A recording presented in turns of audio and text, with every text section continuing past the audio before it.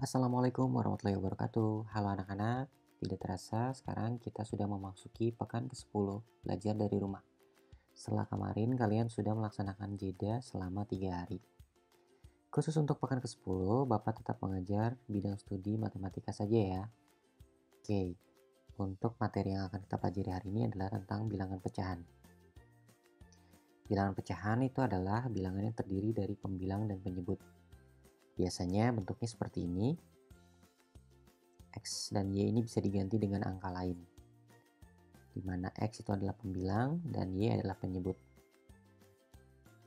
Selanjutnya, bentuk-bentuk pecahan pada dasarnya terbagi menjadi 3. Yang pertama pecahan biasa dengan ciri pembilangnya lebih kecil daripada nilai penyebutnya. Kemudian pecahan campuran. Cirinya adalah terbagi atas 2 bagian, yaitu yang pertama adalah bilangan asli atau bilangan bulat, dan sebelahnya adalah bilangan pecahan itu sendiri. Dan yang ketiga adalah pecahan desimal. Biasanya pecahan desimal ini dituliskan dengan tanda koma. Nah, kita akan lihat masing-masing bentuk pecahan lebih detail. Pertama adalah pecahan biasa. Ini adalah bentuk pecahan biasa. Seperti yang tadi disampaikan bahwa pembilangnya lebih kecil daripada penyebutnya. Sehingga jika pembilang dibagi penyebut, ini akan agak menjadi sulit. Lalu kalian perhatikan, dari 3 pecahan tersebut, angkanya berbeda-beda. Namun pada dasarnya, ketiga pecahan tersebut memiliki nilai yang sama. Artinya 2/3, 4/6, dan 10/15 itu sama nilainya. Kita buktikan bahwa 2/3 nilainya sama dengan 4/6. Dengan cara mengalihkan pembilang dan penyebut dengan angka yang sama. Pembilangnya 2 dikali 2 hasilnya 4. Lalu penyebutnya 3 dikali 2 hasilnya 6. Itu adalah bukti bahwa 2/3 dan 4/6 itu adalah nilainya sama. Begitupun dengan 2/3 dengan 10/5. Nilainya sama. Bagaimana caranya? Ya, masing-masing pembilang dan penyebut dikalikan dengan angka yang sama. Kira-kira dikalikan dengan angka berapa? Ya, dikalikan dengan angka 5. 2 dikali 5 menghasilkan 10 dan 3 dikali 5 menghasilkan 15. Maka, ketiga bilangan pecahan tersebut sebetulnya nilainya sama meskipun angkanya berbeda. Itulah uniknya bentuk pecahan. Selanjutnya kita masuk ke bentuk pecahan yang kedua, yaitu pecahan campuran. Seperti yang Bapak sampaikan tadi, pecahan campuran itu terdiri atas bilangan bulat dan pecahan itu sendiri. Namun pada dasarnya bilangan pecahan campuran ini dihasilkan dari bilangan pecahan biasa. Bedanya adalah jika pecahan biasa pembilangnya lebih kecil daripada penyebut, sedangkan bilangan campuran itu adalah bentuk sederhana dari pecahan biasa yang pembilangnya lebih besar daripada penyebut. Kita akan lihat bukti bahwa pecahan campuran ini berasal dari pecahan biasa. Di sini ada 2/3. Bentuk pecahan biasanya adalah seperti ini. Kita bisa menghasilkan pecahan biasa dengan cara seperti ini. Bilangan asli 2, kita simpan di atas. Kemudian penyebut 3 ini kita kalikan dengan yang 2 tadi. 2 dikali 3.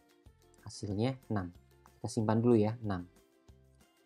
Lalu sisanya 2 kita jumlahkan dengan hasil yang tadi.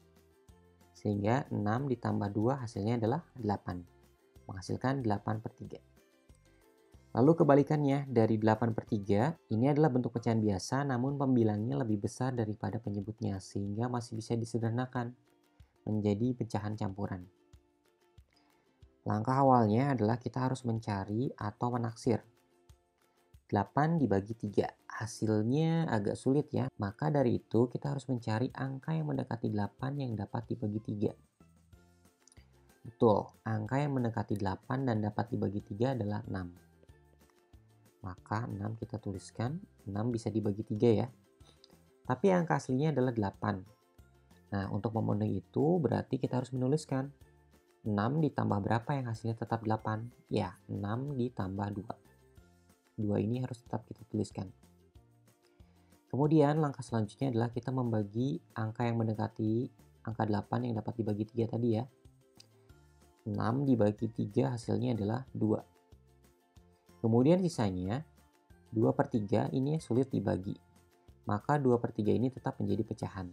Sehingga 2/3 ini kita pindahkan menjadi bilangan pecahan campuran. Maka hasilnya 2/3.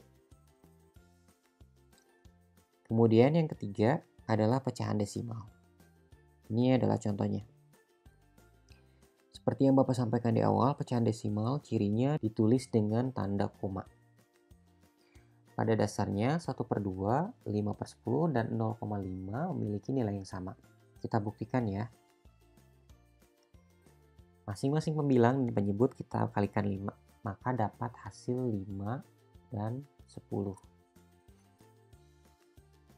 Lalu jika 5 dibagi 10 menggunakan pembagian kurung, hasilnya adalah 0,5.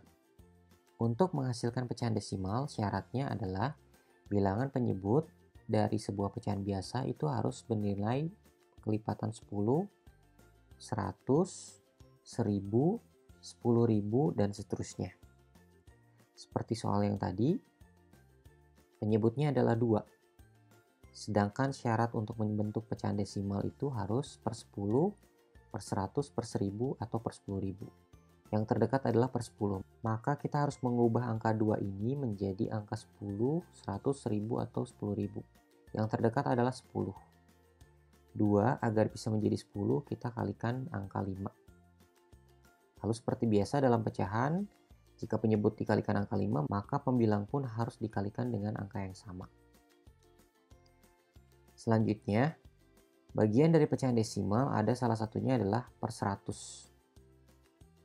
Per 100 sebetulnya masih bagian dari desimal. Namun berdasarkan kesepakatan, per 100 ini bisa kita pisahkan menjadi pecahan persen. Pecahan persen merupakan sebuah pecahan dengan penyebut per 100. Contohnya seperti ini. Jika kita punya angka 4/10, ingin menjadi persen, maka harus diubah penyebutnya menjadi 100. Kira-kira dikalikan angka berapa agar menjadi 100? Betul sekali, dikalikan 10. Dan seperti yang Bapak sampaikan, jika penyebut dikali 10, maka pembilang pun harus dikalikan 10. Maka menghasilkan 40/100. 40/100, seperti yang Bapak sampaikan tadi, per 100 bisa dibaca menjadi persen. Jadi, pecahan biasa yang penyebutnya 100 bisa kita katakan sebagai persen. Baiklah anak-anak, untuk BDR Pekan 10 dicukupkan sampai sekian. Terima kasih sudah menyimak pembelajaran ini. Sampai jumpa di pekan selanjutnya. Wassalamualaikum warahmatullahi wabarakatuh.